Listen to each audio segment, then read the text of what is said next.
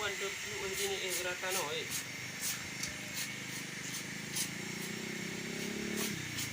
gerakan Mbak Ranti kita masukkan ke dalam ini, kita gerok-gerok seperti ini dia.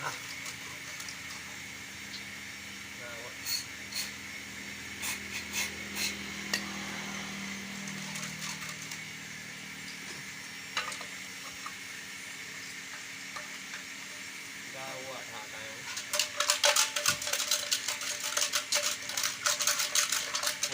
Mak, anak pun menying. Ha? Menying oh.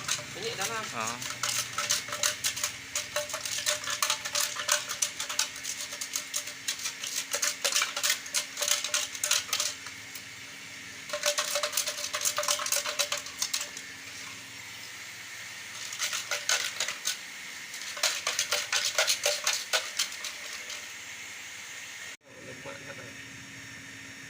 Padahal dua minggu aja ni lah. Alhamdulillah.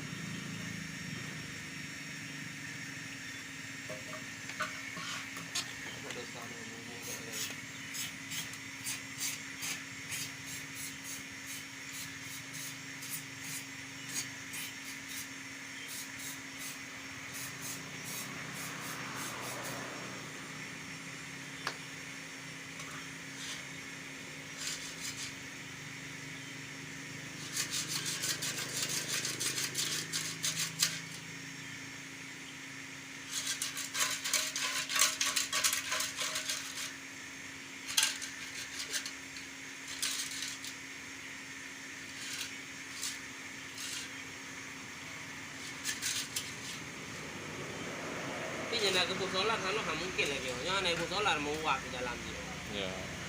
Jadi solar jangan lagi.